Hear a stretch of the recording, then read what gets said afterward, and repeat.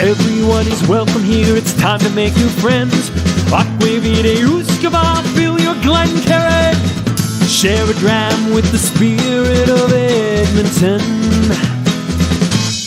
Sluncha! Howdy ho, one and all. Welcome to the viewer.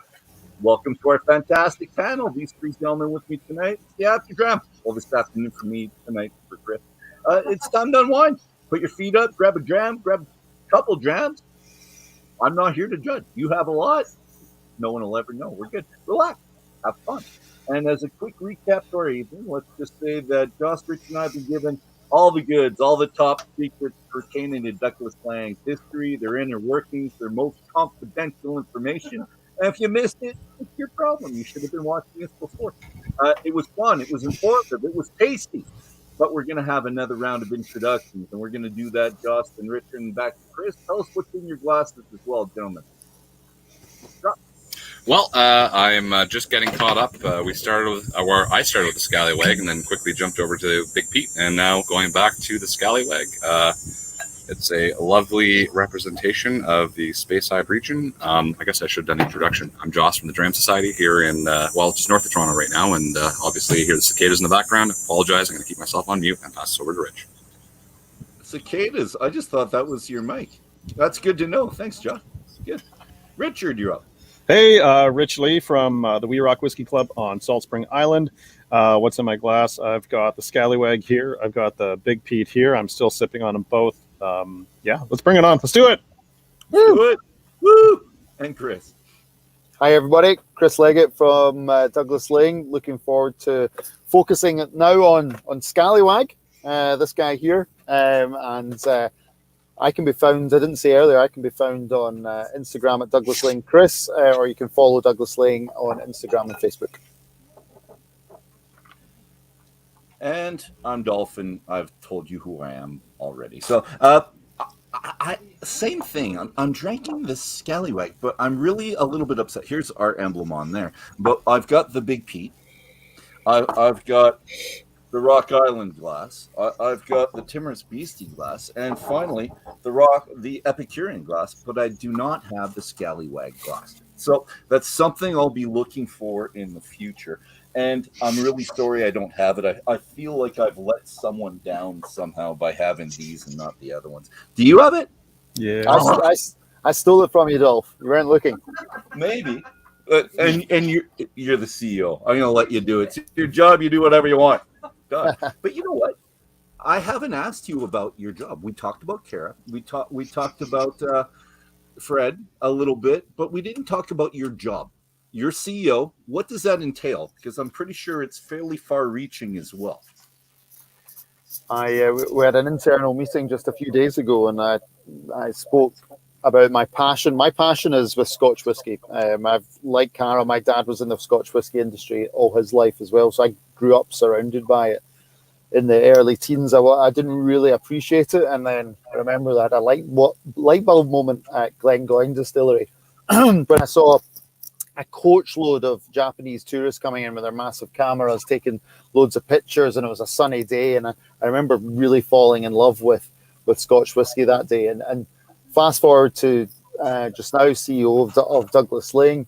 What does my job entail? It covers all aspects of our business, from sales to marketing to operations and finance. And actually, each level and side of the business is exciting. You also get to do things like this, and ultimately, when you're talking about the spirit and the product, that's the most fun. There's the boring aspects. There's the reviewing accounts and reviewing spreadsheets. But no, it's we're a small business, 35 of us, so I get to lead the team into war. As such, I also get to set the scene for the short, medium, and long term. So. I've got a fabulous job, but it's driven by passion for whiskey. I don't come to work every day. Cara knows that it's 24/7 for me. I'm pretty simple. I like sport and I like whiskey. So that's it. Excellent. I should say family as well. Goodness, and family. Well, your wife was in there in the first conversation, Yeah. the first one. It's fantastic. And you know what? If anyone's done any research on you, I've seen you and your wife. You were at the Paris festival, and you were on just before Dave Broom, and you were having a good time, and you wouldn't let Broom come on the stage. It was good. You enjoy yourself. You enjoy your job. It is all encompassing. I don't think it can be when you have a family business. I don't know if you can really click off. So good for you for being with us today. Thank you very much. I do want to ask about the blends. So if we have this one in front of us right now, let's just focus on Scallywag. And who comes up with the tasting profile? Is this mostly Fred? Is it Fred with Kara? Are they both together? Or does Fred do it and then Kara add? And is there anyone else in that production range that really adds to the conversation, including you? Because I'm wondering. Yeah, no, it's a good question, and Scallywag is a great one to bring out. Fred was he created Big Pete back in 2009, and when Cara and I joined the business in 2013, when you looked at all these single casks and wonderful whiskies, and for us, from a commercial side of things, from sales and marketing, we really honed in on Big Pete because it was a brand that we knew that we could grow globally. But what the biggest challenge with Big Pete was that it was on its own as a blended malt, and it needed a pal. And it made sense that we had the Smoky Isla one from Big Pete.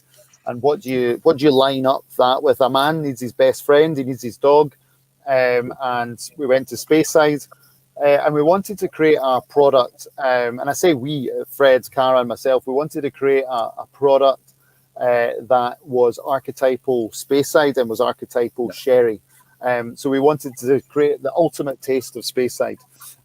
So the dog in the brand, that was Cara's dog, Binks, as you highlighted earlier, only had one tooth, and the one tooth has made it onto the pack. Sadly, Scallywag, the original dog, isn't with us anymore. But what a legacy to have in your own whiskey. But the flavor profile, that's part of the fun. You go through the motions of trying different marriages and blends. Again, I go back to, if this was just a 12-year-old single cask from Speyside, it would be kind of easy because we would be selecting one of a few casks and bottling it. But we were creating something using different ingredients as such, different malts from different distilleries, and essentially it's the family that sign off on every single product. But we were very focused on giving Big Pete a right-hand man, and that made sense to go to Speyside, made sense to go to sherry, and of course it made sense to go with the dog. Good stuff. And I did wonder. And on the nose, I'm a sherry guy as well. I love the peat. This is in trance. I'll be sniffing it for a while. But let's get back to the people you work with. Within any organization, there's always a long list of individuals that make a company a success. Can you tell me who the other big pieces are within your organization, apart from you three, who we see often? Who's in charge of tasting, keeping... Another one will be who's in charge of keeping track what's in the barrels, but what's the taste profile from each barrel, which really interests me. How do you keep track of that vast array of barrels that you have, but not just what's in it? What do they all taste like? Who purchases the wood, quality control, all these things? It can't be all three you. It's an absolute team game, and I can't pick out an individual because each and every single person adds value to Douglas Laing on a daily basis. And we've got real stars, rising stars that are starting their career, and we've got people that have been in the business for 20 years that know everything more than I do about the moving parts of the business, and we're thankful for their knowledge and their input.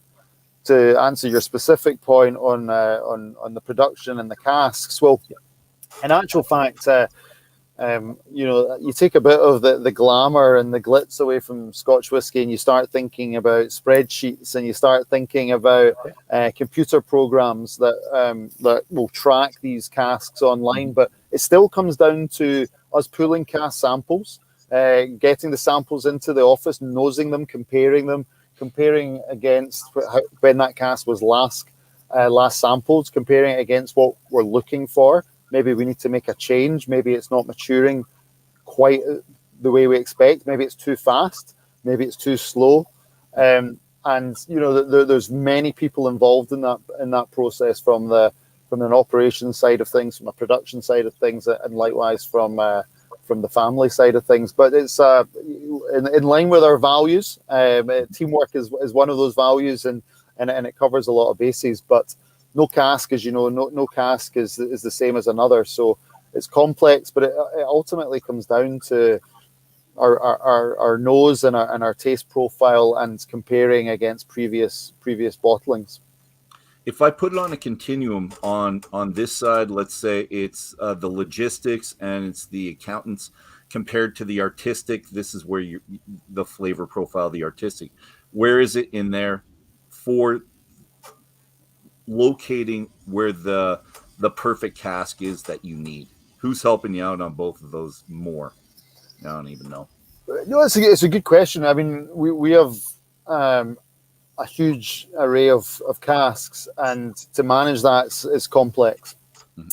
We've got an idea from a desktop point of view, because we can look at a screen and it tells us what is where. But then it goes right down to sort of granular detail of each cask, and we'll understand its location. We'll understand when we last sampled it, and again, it always goes back to the quality of the liquid. So. Again, I'm maybe not answering your question specifically, but it's each cask that we've bought and maturing has a home in the future, and we have to plan that way. It's not just a hit and hope, but no cask acts the way it should. Some are quicker, some are slower, and that's where the fun comes in, because we need to flex and we need to really review that spirit and make sure that the quality is paramount. It's an absolute headache as well. It's chaos at times, because there's so many moving parts, and actually creating some of the blends, such as Scallywag, to create that time after time on a consistent basis, marrying different single casks, single malts from different distilleries with the same profile of woods to make sure that the quality is the same as the previous batch. It's really difficult, really difficult. It'd be much easier if we just produced single cask, single malts. Yep. Just all the time. Dead easy. Single cask, mature it, 15 years, bottle it, away we go. And we can write a tasting note particular to that cask. And that's wonderful, because it's unique in its own right. But from a production point of view, relatively simple. Okay. All right.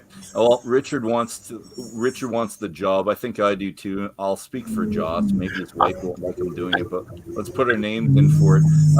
Richard and I are both teachers, so we're highly organized with this, and we're very artistic too. So in case you're thinking about it, Joss, you want to speak for yourself? Try to get yourself in there. No, I was gonna just say, the doing a few of these broadcasts with Dolph, there's always the classic, craft versus science, or engineer versus artist question, which I love.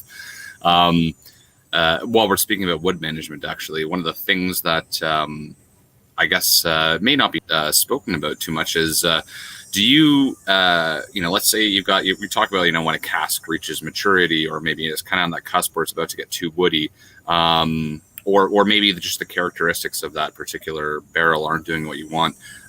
Would you, is it normal to then, let's say, shift that to a different barrel? And also, is there, it's maybe a two-parter, but is there any kind of cross collaboration with other distilleries where, hey, we're short a couple Kalila casks for this big peat we want to put out. We'll trade you, a couple more locks and one of these for a few of those. Does that exist, or is it all every kind of what you have is what you have, and you just got to make do with what you got? Good question, buddy.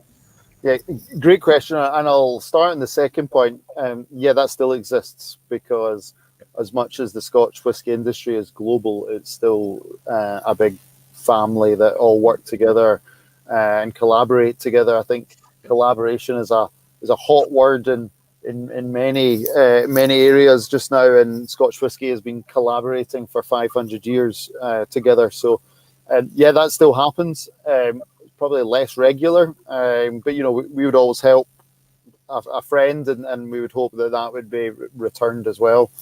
But on the first point, when that's the reason that we're sampling the liquid, to make sure that the journey of the cask is as we predict and as we need. And as I say, you can get wins and losses. Sometimes casks can age quicker, and that then gives you a decision to make. Do you bottle it? Maybe you bring it into, say, a brand like Provenance and have it as a single cask, and maybe pull it out of a regional malt vatting, or the opposite could happen, where actually it's needing to be pulled out and to be recast, and that might be into a completely separate cask. You might go from sherry to bourbon, or it might be from bourbon to bourbon, and you're just looking to improve.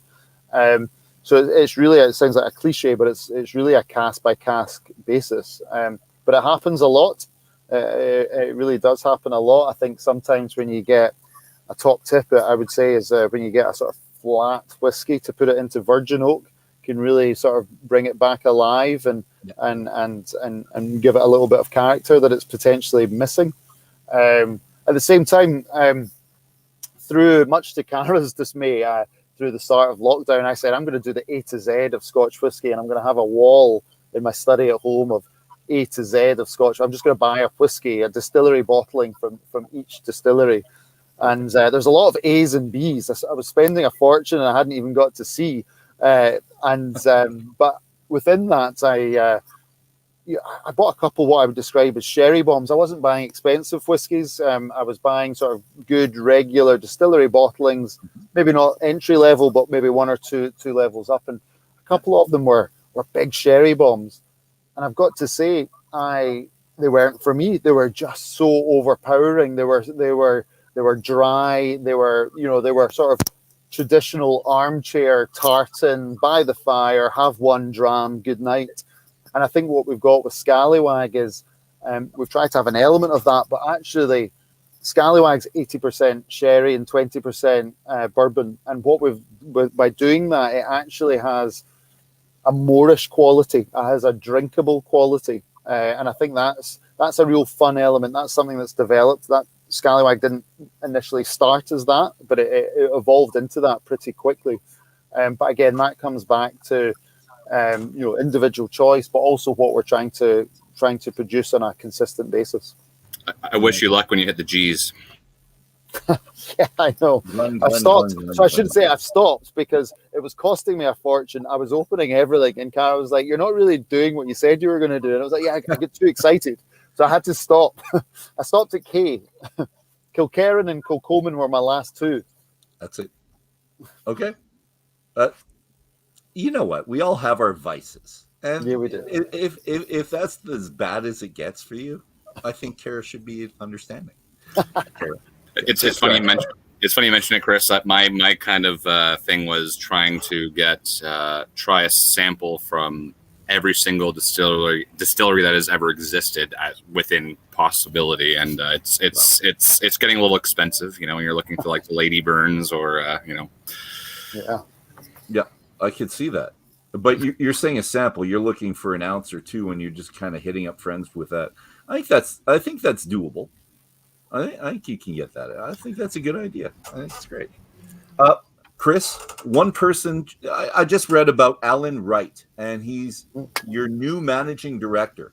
And there wasn't a lot in the article, and I'm just wondering why I think you created the position, and why was he the perfect person for it? So I did create the position. He's the operations director. So he comes with a wealth of experience from Bacardi and Distell and others. Very much covering everything from distilling to bottling to customer service. And as we grew, we've been growing double-digit figures for the last 8 years. It's tiring. It's gruesome at times. It's a lot of hard work, and we needed to strengthen up. We needed to strengthen the team, and again through 2021 and 2022, we'll strengthen the team. Maybe not at board level, maybe at board level. Let's wait and see. But Alan brings an added quality to our leadership team. We've got Danny, who's our finance director, is ex-William Grants and Brewdog. Again, non-family member, so that's important that you've got that angle. And likewise, Alan, independent, has his own background in the spirits and whiskey industry, so comes to us adding value, bringing new thought processes. Also further teams up with, gives Danny a bit of support as well as a further non-family member alongside our non-exec. So Alan's a good commitment from the business to put in a senior role like that. And again, with the Douglas Laing campus that we're producing, building, constructing in Glasgow, it's important that we've got a strong team to make sure that the output of that is 5-star and high quality. As many good people around you as possible. That's a good idea. I have to ask a question, but I don't want this to come across as too critical, because I'm a big fan of the regional malt series. You can tell by the balls behind is what we've talked about. But why did you pursue a distinction in relation to the regions? Because I've been moving away from regionality because it seems more irrelevant when there's so many exceptions to what you think is a typical Speyside or a lowland, because you have peat everywhere, you have light fruity floral everywhere for any distillery, all manage their cask influences from everywhere, and importing cask from everywhere, big bold from everywhere. So I'm wondering, and as I'm trying to move away from it, I'm still always drawn back to it because I have tastings. I have a Speyside tasting, I have an Islay tasting. I'd still do that. Have you thought about moving away from that and trying to focus on, I don't know, taste profiles as opposed to regionality? That's my question. I'll leave it.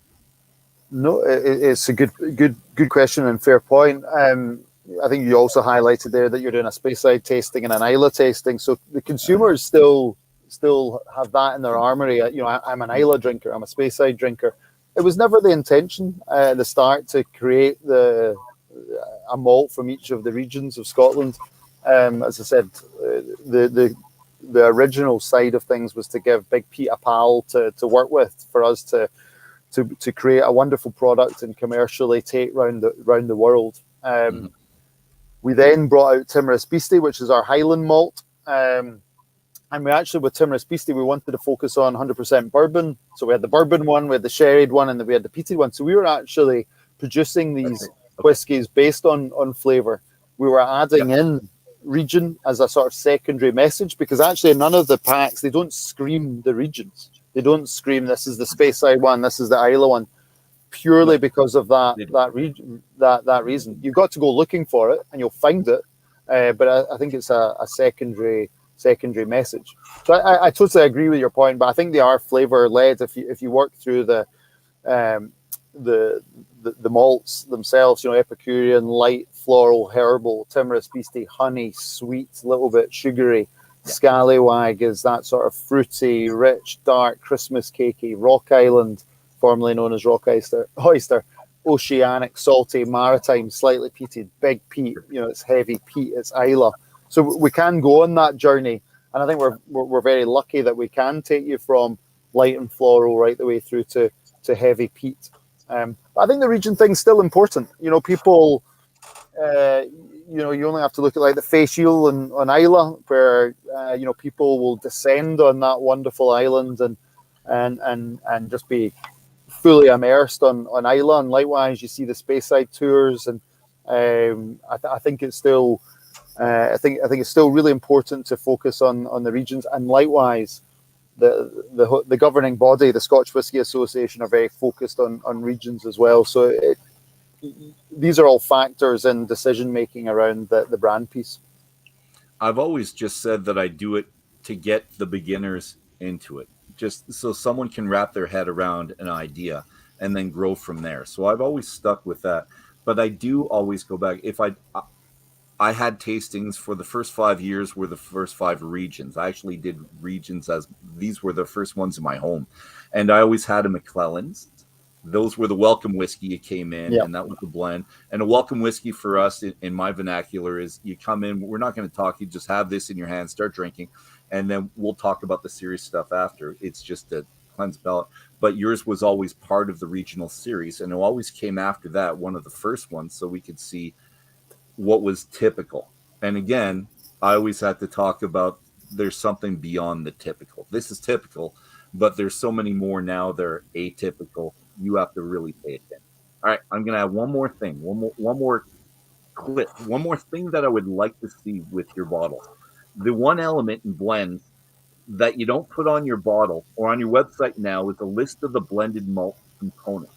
And do you foresee a time when you'll list the contributing distilleries on the bottle or the website? Maybe you have a QR code, you take a picture, and you go to the back of the bottle and you see that they came this much % from this barrel and this barrel came from this place. Is there ever a point in time where you will give what may be considered too much information for the majority of the population? I think we would love to do. We'd love to be fully sharing all information, and actually the guidelines don't allow us to do that. We all know about the compass box scenario. We are also limited in a couple of scenarios where we're not allowed to use the distillery name by the owners. So where possible, we highlight it. So for example, in Big Pete, we're clearly highlighting some of the constituent parts there, Ardbeg, Bowmore, Cahuilla, Port Ellen, and likewise with Scallywag. In the back label, there we go, for Big Pete. And then in Scallywag, we talk about Mortlake, McLaren. Who's McLaren? Macallan, Glenrothes. You can't see it, but. And it's on the back label. So we do, where possible, we absolutely talk about it. When we're producing, we actually work to essentially a recipe. So the one that we're having just now, it might have a percentage of each distillery to make up the total blend. But it doesn't always work like that, because sometimes you have to dial things up or dial things down. And I'll use, and I know we don't have it in our hand, but Rock Island is probably for me the hardest remarkable regional malt to produce. Malts from Orkney, Islay, Jura, and Arran.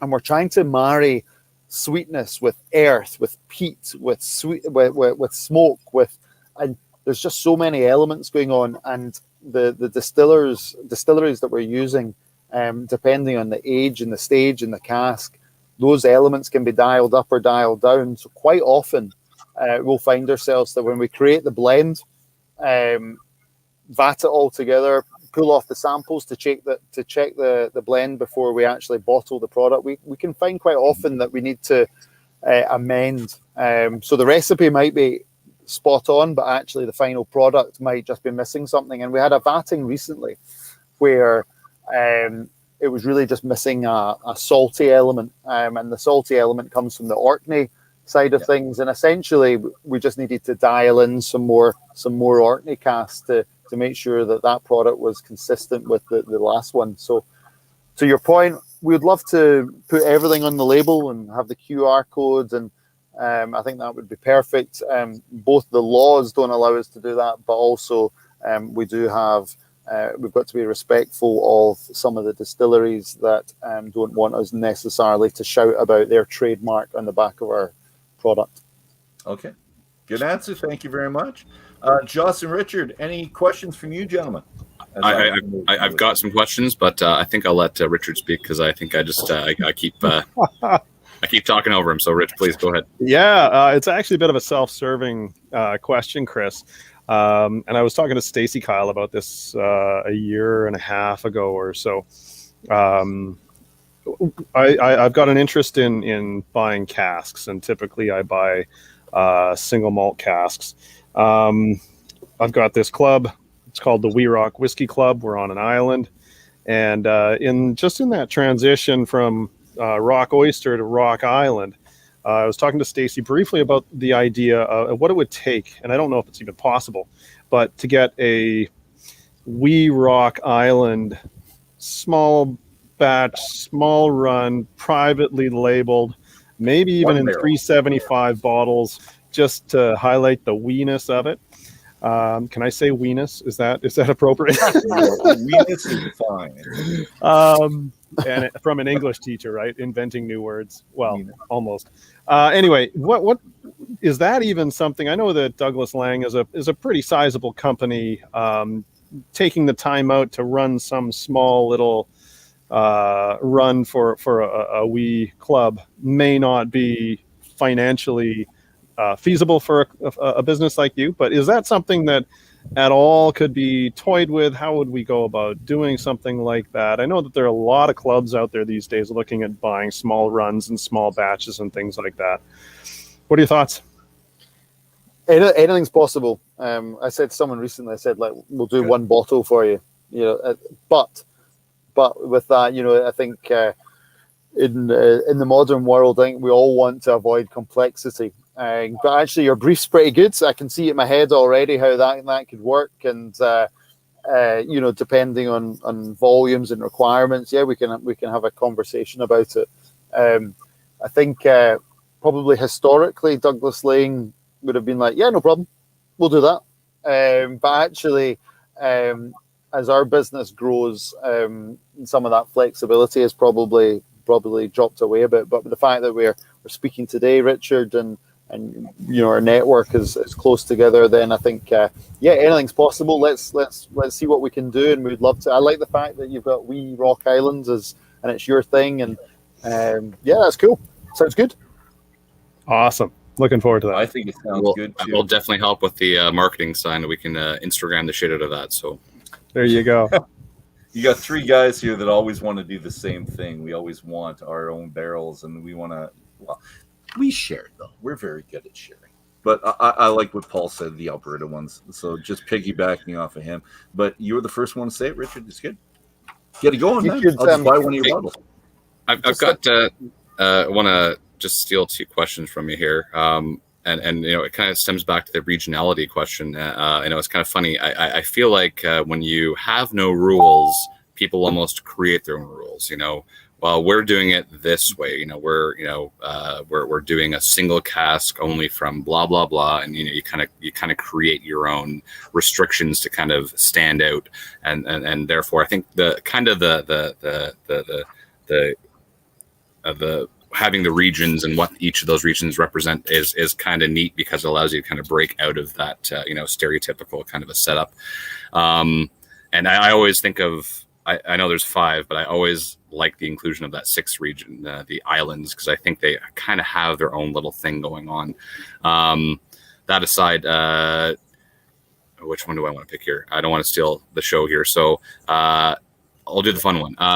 Do you guys are you experimenting with any strange barrel finishes since the rules have kind of been adapted? Are you allowed to talk about that at all? Or can we look forward to some cool products in the years to come? I think definitely. I think hot ones are like tequila and mezcal casks, and again, like Rock Island is perfect for these ones because of that slightly, there's that similar quality and style anyway. I think it's hard with experimenting with casks, because it's not like you can go and just buy a rum cask and empty it and fill it with new make or even mature whiskey and expect that spirit improves. And quite often we've seen, I've seen many cases and many casks, I should say, of casks that have really ruined spirit. So that experimentation piece is you've got to be willing to know that they won't all work. Yes, we are laying down cool and interesting and different wood types, but at the same time, going back to quality, innovation is one thing, but making sure that you've got a first class product is another thing. I think Scotch whisky, many people say we're limited by the rules around what we can do, and I actually think it's the opposite. I think the rules do allow a lot of flexibility. They're very clear. I'm biased, but I think of the spirits category globally, and I think of brown spirits, and I think of Scotch whisky, and I absolutely believe personally that Scotch whisky is at the is in the number one position. And I think that comes back to some of the restrictions that maybe people see, that actually, yeah, it's not like the Wild West, and we do have rules to follow, and I welcome the fact that restrictions eased on certain cask types and whatnot. But I think from a Douglas Laing point of view, we're continually innovating in the background. We're continually trying new things, and don't get me wrong, we're continually messing it up, because some of them are wild, and you're like, oh, that's been a real waste of money. But actually, it's not a waste of money. It's a real learning curve, and it's great for the team to see how things happen and what changes, and that's also, again, back to the fun side of things. But are you allowed to say, I know not everything might turn out, obviously, because you're experimenting. Are you allowed to mention any of the things you're experimenting with specifically? Yeah, I think we've got Epicurean, that we're doing loads of really cool stuff with different wood and port finishes at the moment, white port, ruby port, and they're working really well. We've got Mizunara for certain products that we're working with. We've got mezcal casks. We've got we're doing a lot, but we'll only produce it and bottle it when it's ready. So fine, we have certain spirit in certain cask types, but that they might be ready in 6 months, they might be ready in 4 years, so we can't really commit to it. But what we can commit to is when it's ready, we'll bottle it. And the way that we manage our casks is we're continually looking for the evolution. An evolution might be a steep curve, or it might be slow and soft, but as we manage that sample process and manage the liquid process, we get a good indication of the sweet spot. And like I mentioned previously, that older whiskey isn't necessarily better, because actually you fly past the sweet spot and you just end up with an aging spirit that takes on a wood quality, and actually you lose a lot of the maybe the distillery style, the spirit style. So there's a lot of things at play here, but when you come over, you'll be able to try some weird and wonderful things. We try not to do too much weird and wonderful. It's calculated innovation. So no octaves for you? You don't do the octaves? We've got some. Yeah, but again, it's not something we massively play up on. I think one company in particular that's north of Scotland focuses highly on that, and I think they do very well with it. I think octaves are quite interesting if, and this isn't a scenario that's happened, but say you have a single cask that you're maybe wanting to give a boost to for a number of months into an octave can really add a lot of value. I'm going to change gears just a little bit, and I don't usually bring up COVID very much, but I think I have to, because you're our first specialty blender, independent bottler. You're our very first in our international whiskey journey. But you've not been taking it easy over the last 18 months whatsoever. You've got the head office that you've been building, Clutha, Strathern, which must have occupied a lot of your attention. I can't see it not. The brand refresh of Double Barrel, and this is one of my favorites, by the way. But the new branding looks fantastic. I've got a picture of it. I should show. I only have one. There was one that I saw where two of them were together, and you can see both sides. But that's the rebranding. I love the bottles. I love square bottles like that too. Just the size and the weight of them. And special releases of various lines like the Remarkable Region Malt. But there's this one, the Old Particular Cheers to Better Days Whiskey Series. And you had Europe, Port Dundas, Linkwood, Bunnahabhain. Was this linked directly to COVID and coming out of lockdowns? Was that the promotion of it? Because I didn't see very much else. And is rebranding all Cara or Cara you or Cara everybody? Because I hear about that a lot. And who's involved in the special releases and their creation? Let's go with all that. Yeah, so on the Cheers to Better Days, it absolutely was driven by let's have a dram to better days and think positively. Kind of drove that project with our marketing team and production team, and again that was about having good quality, not super premium, but really good quality single cask, single malts, and again, a bit of a nod to the times that we live in. You mentioned that we were sort of flat out.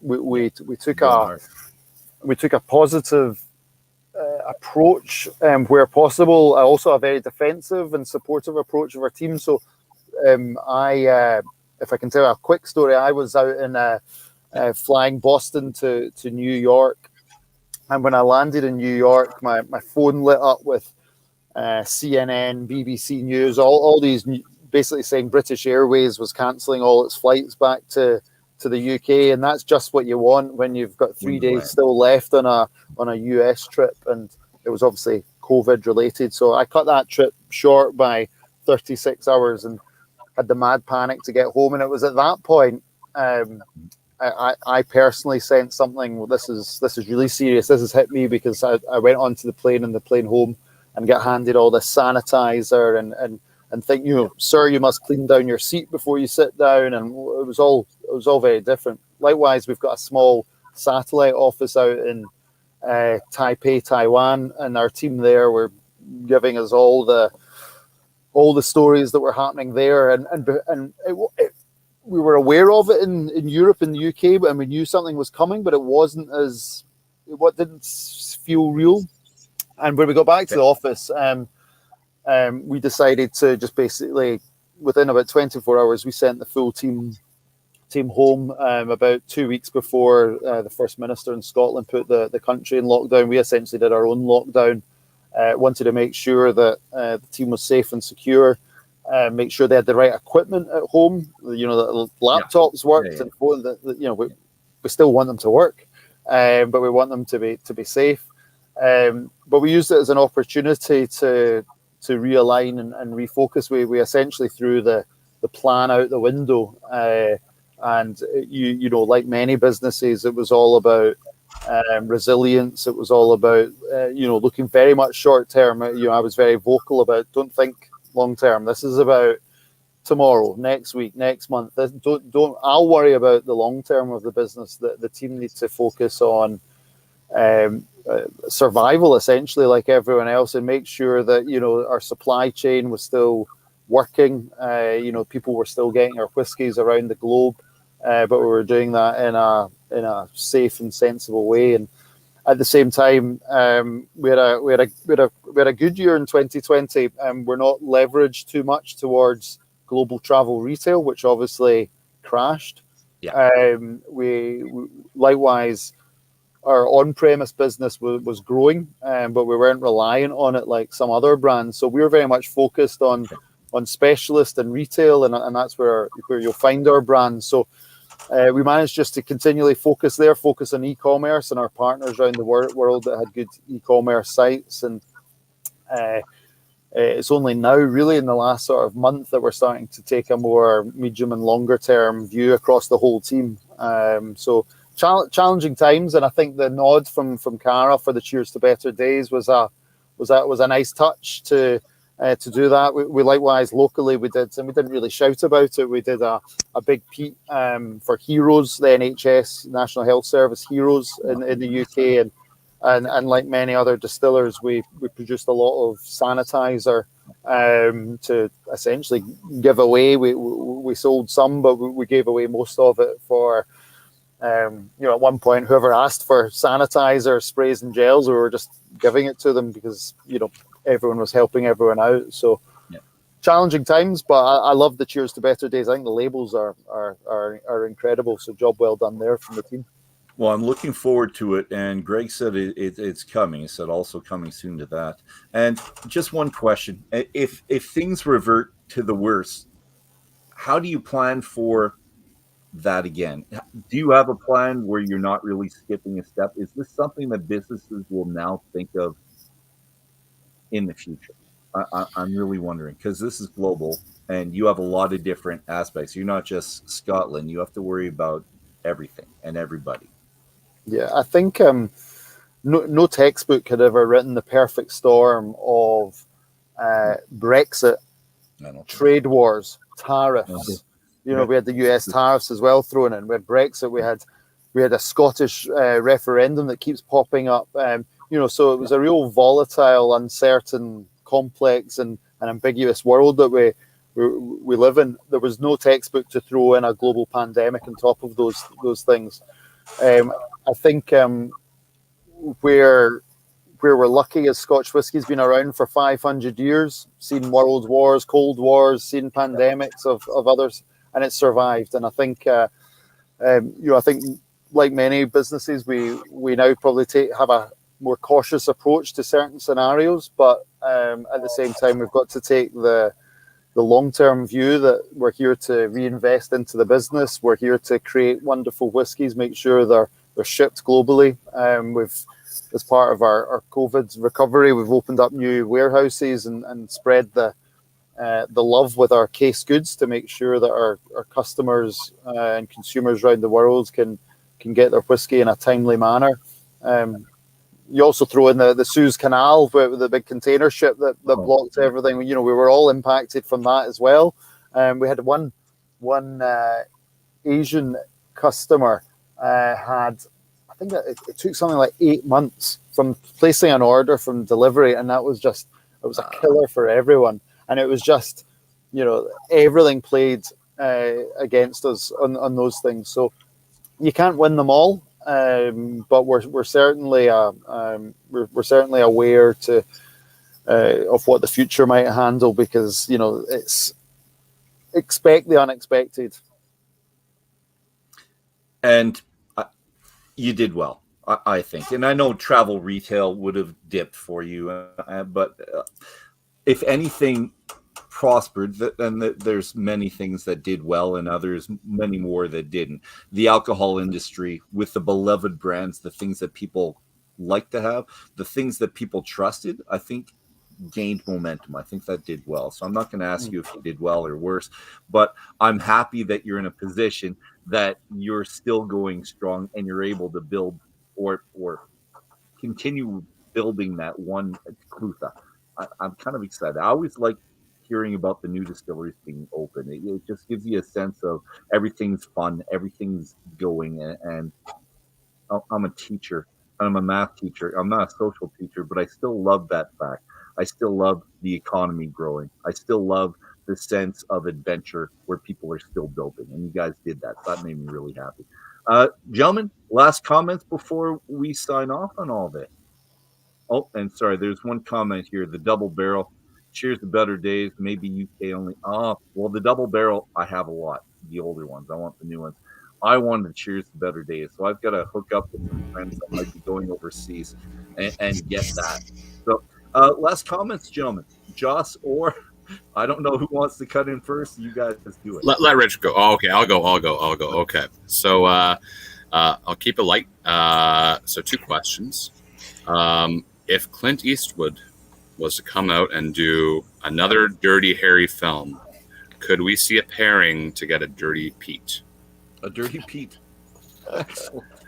On a more serious note, and this is always kind of a fun one, but and this is usually where we get our influences, right? Like we try things we like, and then I'd imagine if you're trying to in the industry and you're trying to maybe recreate or you're influenced by some of those things, what are some of the distilleries that you enjoy outside of your own product that influenced you? Good question. I think I'm emotionally attached to Glengoyne because it was the sort of first moment that I sort of really properly fell in love with Scotch whisky, age 15, believe it or not. But I love the whole thing around Scotch whisky. Maybe not the product, but the distilling, the smells, the location, the ingredients. It all came together for me, and I've had an emotional attachment since. Through more recently through my A to Z, which I got to Kea, I discovered a few whiskies that I enjoyed that I necessarily didn't expect to enjoy. Okay. But likewise, I think I go after. I sort of move around. My palate changes. It's a bit like red wine in the winter, white wine in the summer. I sort of bounce about, and I'm in a sort of strange scenario or an unusual scenario just now where I'm not necessarily going after personally, and this is right now in August 2021, and it will change, I'm sure, in a few months. I'm going through a scenario now where I don't necessarily focus on big peat or big sherry. I'm actually focusing on like regular Scotch whiskey from like first and second fill casks that are high quality, but you know they maybe don't have an extreme example to them, but they're not extreme sherry or extreme Isla or peated. But yeah, I think Glengoyne's is the number one. I think there's so many that I have little, and it's not necessarily always about the spirit, because I think it depends on the line. If it's a 12-year-old or a 15-year-old or or a 40-year-old, but for me, it's more about the experience and who you've been with and how you've shared it and how that's come across and the memory in your head. I think there's so many phenomenal Scotch whiskies to try and enjoy, and but for me, I think it comes back to I could talk about various scenarios with different people I've just met, new friends or old friends, and each scenario has a different meaning to me. And obviously, having met Cara at Bowmore, we're both very attached to Bowmore as a distillery, as a brand, as a product. There's always a Bowmore open at home. Might not be a black Bowmore, but there's always a good Bowmore open at home. So I've kind of given you a bit of a political answer, but I've mentioned 2 distilleries, so hopefully you're happy with that, Josh. That was fantastic. Thank you. Richard. Yeah, no questions for me, Chris, at this point. I mean, it's been a fantastic conversation, and I just want to mention how appreciative I am of Douglas Laing and what they've done for me personally in my whiskey journey. Again, taking that snobbery, pretentiousness out of Scotch, making it lighthearted and humorous, introducing me to blends of vatted malts, I guess. We can't call it vatted malts, blended malts. And I still like the vatted malt one. So do I. And I'm very, again, thankful to you for coming on and spending this time with us. I know it's a busy schedule. I know we had to reschedule. This has been great. And I hope that I get a chance to talk to you in person at the Victoria Whiskey Festival, if not in 2022, maybe in 2023 or whenever you happen to be coming by this way. So, but thank you. And I will pursue, probably with Stacy, I guess, what it would take to do a sort of cask strength Wee Rock Island bottling. Wee Rock Island. So thank you. Thank you. Last comments from you, Chris, sir. No, thank you all, everyone who watched, but also to the 3 of you. Thanks for having me. It's, as I said at the start, whiskey is my passion. I love talking about whiskey. I look forward to being at the Victoria Whiskey Festival, hopefully 2022, if not 2023, maybe even both.